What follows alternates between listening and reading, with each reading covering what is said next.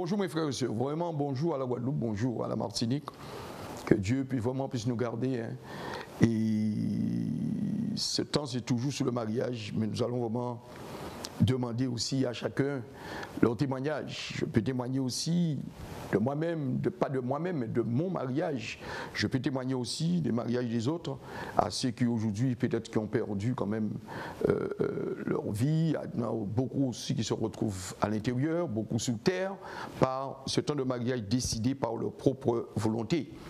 Car nous avons vu effectivement dans le livre de Genèse comment l'Éternel demandait et disait à Abraham comment faire et comment Abraham a béni, comment Isaac aussi, Jacob a passé du temps, mais toujours dans sa famille. Mais nous voyons, pour d'autres, il peut y avoir de la confusion, mais quelque part, ils parlent le même langage. Car celui qui aujourd'hui, si tu te maries avec une femme et vous ne parlez pas le même langage, vous n'êtes pas une seule chair. Et pourtant, il a dit les deux n'en font qu'un. Car vous n'avez pas le même langage. Donc vous n'avez pas les mêmes doctrines, je dirais, mais vous n'avez pas les mêmes principes des choses. Donc c'est pour cela qu'il parle aussi aux chrétiens en disant vous devriez vous marier ou chercher une femme dans votre famille. Alléluia. Cela peut être aussi quelqu'un qui est un compagnon, qui n'est pas encore dans le Seigneur, mais qui accepte que tu dois être dans le Seigneur, mais il est déjà dans le Seigneur. Donc si il accepte, ça veut dire que Dieu l'a déjà appelé, il est déjà là. Donc ça veut dire qu'il peut plus facilement comprendre, puisque quelqu'un qui rejette complètement ce qu'on appelle la parole de l'Éternel, qui rejette vraiment l'existence de Dieu, l'existence de Jésus, comment le Christ a été avec beaucoup d'amour pour nous. Alléluia. En le disant dans Matthieu 19, 6, hein, car ce que Dieu a uni, personne ne peut retirer. En Genèse 24, versets 14 à 50, hein, nous voyons aussi comment il parle aussi de cela et a expliqué sur le mariage. Même en Genèse 3, verset 12, et même dans le livre de Proverbes 19, verset 14. Et nous savons pourquoi l'Éternel essaie vraiment de nous aiguiller sur cela. En 1 Corinthiens 6, verset 13, pourquoi l'Éternel explique aussi sur le mariage par Paul, parce que ce n'est pas Paul qui parlait, c'est l'Esprit de l'Éternel qui parlait à travers Paul. Car Paul a été apôtre de Jésus-Christ, pas apôtre des hommes. Car quand Paul a été choisi, ce n'est pas les hommes qui ont choisi Paul. Donc ça veut dire que vous voyez bien que le mariage peut être aussi celui qui n'est pas marié, peut se retrouver, quand je dis marié physiquement, peut se retrouver avec un mariage, mais avec le Christ. Avec le Christ. Il dit aux femmes, vous qui êtes vierges, que vous soyez seulement votre mariage et votre vie, c'est avec Jésus-Christ de Nazareth. Comme les femmes disent, mon mari c'est Jésus-Christ, mais en même temps, ils sont d'autres maris de l'autre côté. Donc, ça veut dire que quelque part, il faut vraiment comprendre, le mariage c'est quelque chose vraiment d'important pour chacun de nous. Chacun de nous, car nous le savons, car il le dit en 1 Corinthiens 7, hein, quand il parle, et c'est vraiment la puissance de la vérité, il dit que pour ce qui concerne les choses dont vous avez écrit, je pense qu'il est bon pour l'homme de ne point toucher de femme. En fait, vous savez, quand quelque part nous sommes dans le Seigneur, il y a des choses qu'on ne peut pas faire. On ne peut plus faire. On ne peut plus, même si les yeux sont tentés, mais à un moment les pensées, mais Dieu te dit, hein, non, il faut rester là. Donc le mariage c'est quelque chose vraiment de puissant, l'institution de l'Éternel, mais il faut comprendre aussi comment on peut témoigner. Je me rappelle que moi qui ai été marié dans le monde, et comment Dieu m'a marié vraiment chez lui dans son royaume. Et cette femme a été choisie, mais ce n'était pas pour moi. Dieu peut choisir une femme pour toi. Et toi-même aussi, femme, Dieu peut choisir un mari pour toi, même dans le monde, quand tu n'es pas encore vraiment dans le royaume de Dieu. Et cela aussi suscite aussi de la grâce. Car c'est en regardant ton cœur. Et en regardant ton cœur, il a dit non, c'est mon enfant que j'ai déjà choisi, je vais choisir un mari pour elle. Alléluia. Car il a vu ton obéissance. Et parfois, ce mariage-là peut se retrouver parfois dans la turbulence. Car l'autre sait qu'est-ce qui va se passer. Donc, il commence à créer ce qu'on appelle de la division entre vous. Et nous savons, il te dit, voici dans ce livre, que l'homme, il te dit toutefois, pour éviter l'impudicité, que chacun ait sa femme. Pourquoi? Parce que nous savons, celui qui n'a pas de femme, ira à droite, ira à gauche, comme moi-même je l'ai dit. Je témoigne de cela. Tu iras à droite ou à gauche ou à chaîne, non. Tu te retrouves, ton âme est en train d'errer là. Ton âme est en train de partir à droite, à gauche. Frère, il faut arrêter. Ça va te poser des problèmes de santé. Tu peux te retrouver sur terre. Tu peux prendre ton temps, réfléchis, car il te dit c'est une sainte institution. Il te parle de la sanctification. Une sainte institution définit quoi? Tu ne peux pas te marier avec une femme que tu es souillée. Il te dit d'abord, cette sainte institution, c'est une sainte convocation. Tu as un temps de mise à part, un temps de désert, un temps de jeûne, un temps que vraiment tu dois être nourri. Et c'est pour cela Dieu vraiment nous appelle sur le mariage en nous disant de faire attention. De faire attention, et Paul le reprend vraiment dans le livre de Corinthiens 7. Et c'est quand il parle du corps, la femme n'a pas d'autorité sur son corps, mais l'homme non plus n'a pas d'autorité sur son corps. C'est pour ça qu'il te dit les deux n'en font qu'un. Mais à ceux qui ne sont pas mariés, il te le dit, aux veuves, qu'il leur est bon de rester comme moi. Ça doit être parle de lui, mais s'il manque de continence, qu'il se marie. Pourquoi il parle de continence? C'est-à-dire que ça corps tellement chaud, vous ne pouvez pas rester, vous ne pouvez pas attendre, vous ne pouvez pas faire rien. Donc en fait, systématiquement, tu vas vraiment te suyer et rentrer dans l'épidicité et ce qu'on appelle la puissance de la fornication. Car demain, tu peux avoir un mari, peut-être dans le Seigneur, mais tu es rentré dans la fornication. Donc, il faut faire un danger pour nous tous qui ne connaissaient pas, qui ne connaissent pas, mais un danger pour aussi ceux qui connaissent, de dire de faire attention avant le mariage. Car le mariage représente même, c'est une alliance pure. Car tu rentres dans un temps, le lieu saint, et c'est lui qui va sceller cela pour toi. Donc tu dois prendre le temps de comprendre qu'aujourd'hui, on ne peut pas se marier comme ça si on ne passe pas par ce temps avec l'Éternel. Et si on n'est pas informé. Et il te dit aussi, en manquant de continence, car il vaut mieux se marier. J'ordonne non pas moi, mais le Seigneur, que la femme ne se sépare auprès de son mari. Effectivement, je reviens à le dire, afin qu'ils soient ensemble. Donc ça prouve encore que là, Dieu n'a jamais permis le divorce. Il n'a jamais permis le divorce. Il n'a jamais permis le divorce. Et c'est pour cela qu'il te dit, hein, même si un exemple, ton mari qui n'est pas aussi dans les mêmes chemins où se retrouve avec toi dans le Seigneur, mais il te dit, toi qui es sanctifié, lui aussi sera sanctifié. Donc nous voyons le mariage c'est quelque chose de très important, et à savoir qu'on ne peut pas faire les choses et dans n'importe quel ordre. On ne peut pas mettre le désordre en soi-même. Et pourtant, nous voyons, quand nous prenons des décisions, moi j'ai pris des décisions de me marier, divorcer, avant vraiment de rentrer dans le Seigneur. Quand cela s'est passé, je ne savais même pas pourquoi. Mais cela était le temps de Dieu, le plan de Dieu. Et aujourd'hui, c'est par ma femme qui est venue au Seigneur et qui m'a conduit au Seigneur.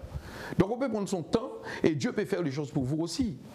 Alléluia. Donc vous devriez comprendre, le mariage c'est quelque chose vraiment en prenant le temps d'observation, en prenant le temps de l'écoute, parce que tu as dit, fuyez l'épidicité, car avant le mariage aussi il faut faire attention, car il te dit tout m'est permis, mais tout n'est pas, il te dit tout n'est pas permis, mais tout n'est pas utile. Donc on peut faire toutes choses, mais il faut faire attention. Il faut faire attention. Et c'est pour cela il te dit aussi, il te parle effectivement en parlant du membre. Ne savez-vous pas que vos corps sont les membres de Christ? Prendrai-je des membres de Christ pour en faire des membres d'une prostituée? En fait, Dieu parle aussi de cela en disant de faire attention à notre corps. Nous, parfois, même les hommes de Dieu, parfois tombent parce que les yeux là, ça fait des dégâts. Peut-être que vous ne voulez pas l'entendre, mais je le dis, car nous savons comment les choses peuvent se faire, les tentations. Donc aujourd'hui, il faut savoir qu'on ne peut pas faire n'importe quoi à celui qui est en l'Éternel. Alléluia. Donc, si nous parlons de mariage, il faut prendre le temps qu'il faut. Le mariage n'est pas, comme je dis, hein, et je reviens à le dire, à témoigner cela, quand on se marie dans le Seigneur, c'est quelque chose de formidable. Mais là aussi, Satan attend que cela. Et là, ça commence à déménager dans la maison. Il te dit, il faut prier. Vous devriez vous tenir la main et de prier ensemble. Parce que comment tu trouves le mariage? Comment tu t'es... Fais-nous un petit témoignage sur cela. Alors, je suis mariée depuis 17 ans, ça fait 24 ans quand même qu'on est ensemble. Ça n'a pas été toujours rose, c'est pas évident, mais depuis que j'ai donné ma vie au Seigneur, ça a été vraiment des luttes pas possibles. C'était vraiment la guerre. On a eu beaucoup de hauts et de bas. Je ne cache pas que j'ai pensé à divorcer, parce que c'était vraiment très très dur. Mais le Seigneur, un jour, m'a montré ce qu'il avait prévu pour mon couple, pour mon mari et moi. Un jour où effectivement je l'implorais. Et il m'a dit de m'accrocher à ça. Et c'est vrai que depuis ce jour-là, je m'accroche à ça. Je prie beaucoup pour mon couple. Et le Seigneur aussi m'a beaucoup touchée, à changer mon caractère, à être plus patiente, à être une épouse soumise. J'avais tendance à répondre, tendance à essayer de tenir tête à mon mari, mais c'est vrai que le Seigneur aussi m'a montré qu'effectivement j'avais ma part de responsabilité, il fallait que je change sur certains points. Et c'est vrai que depuis que j'obéis au Seigneur, les choses ont beaucoup changé. Mon mari n'a pas encore donné sa vie au Seigneur, mais c'est vrai qu'il me soutient beaucoup. Je vois qu'effectivement le Seigneur parle beaucoup à travers lui. La paix est revenue à la maison. On voit vraiment, il y a eu un avant, il y a eu un après, mais c'est vrai que c'est beaucoup d'obéissance. Hein. C'est vrai qu'il faut reconnaître quand il faut demander pardon parce qu'effectivement on a répondu à notre mari, parce qu'effectivement on essaie de lui tenir tête. Quand il faut lui demander pardon, il y a cet orgueil qui pique, qui dit « Ah non, non, non, tu n'iras pas », mais il faut obéir et c'est ce que j'ai appris à faire. Mon mari souvent était étonné au début quand je faisais ça, mais maintenant il comprend quand je lui explique, il comprend la démarche et en même temps le Seigneur nous dit que c'est par notre témoignage que notre mari sera touché, il viendra à lui. Donc effectivement, nous on doit effectivement témoigner de ce que le Seigneur a changé en nous. On doit effectivement changer, on ne doit pas rester en disant « Ah oui, mais je suis comme ça et je ne changerai pas, c'est mon caractère ». Non, non, non, il faut effectivement obéir et implorer le Seigneur pour nous aider à changer, à être patiente, à être soumise. C'est difficile, mais quand on le fait, ça change. On voit les résultats et aujourd'hui, effectivement, les choses sont différentes. Mon mari est avec moi, il me soutient. Au contraire, encore ce matin, il me disait qu'il est fier de moi, de ce que je fais par rapport au Seigneur. Il voit effectivement que je suis investie, impliquée et il est à mes côtés. Donc j'ai vraiment vu effectivement les choses changer. Donc je remercie vraiment le Seigneur parce qu'effectivement il m'a permis effectivement de changer les choses. Il m'a montré ce qu'il fallait changer, ce qu'il fallait faire. Quand on implore le Seigneur, il nous montre les choses et il nous aide effectivement à changer les choses, à faire les choses. Mais il faut l'implorer, il faut lui demander de l'aide, il faut effectivement faire avec le Seigneur, mais en faisant par nous-mêmes, on n'y arrivera pas, ça c'est clair. Ah. Oui, en faisant par nous-mêmes, on ne peut pas y arriver.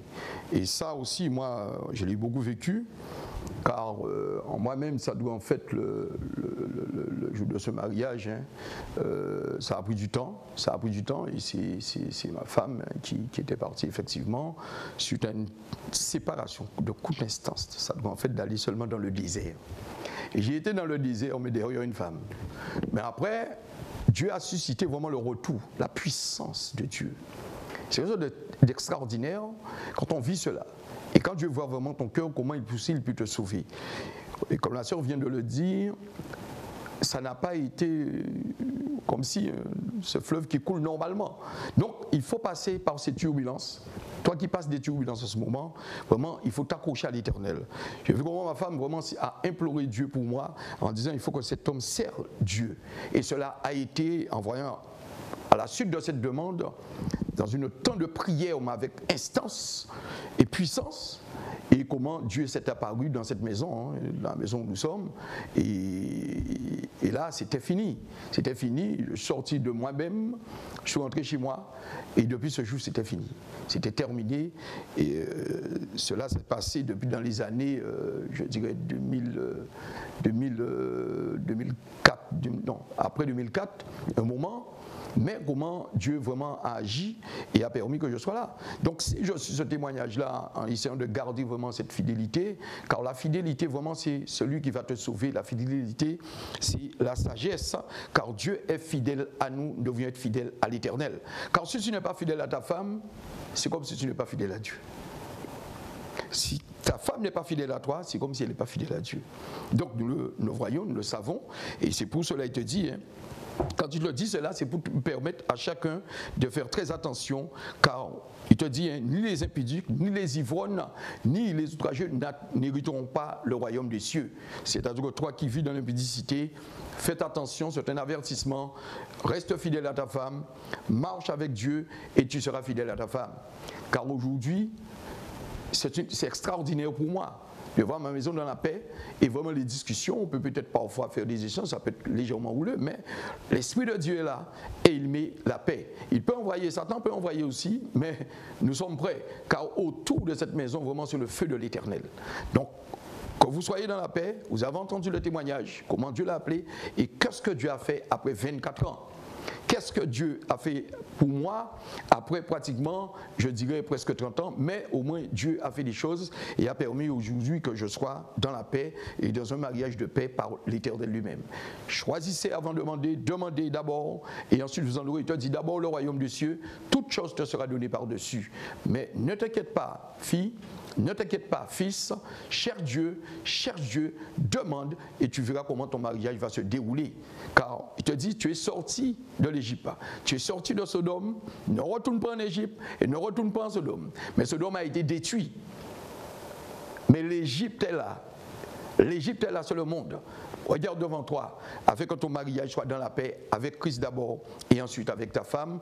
Femme, regarde ton mariage avec Christ d'abord et ensuite avec ton mari. Que Dieu puisse vous garder avec tout l'amour que je peux vous donner, que l'Éternel vous donne et que vous ayez la paix par le nom tout-puissant de Jésus. Et je vous dis à la prochaine. Vraiment, on remercie ETV, on remercie énormément ETV. Et ce plateau-là, vraiment, il nous donne le temps de témoigner. Et je bénis cet homme, je bénis le propriétaire, et je bénis cette autorité ici sur ce plateau, afin que Dieu puisse faire pour lui et que Dieu vous garde. Je vous dis à la prochaine et que Dieu puisse vous bénir. Merci à vous.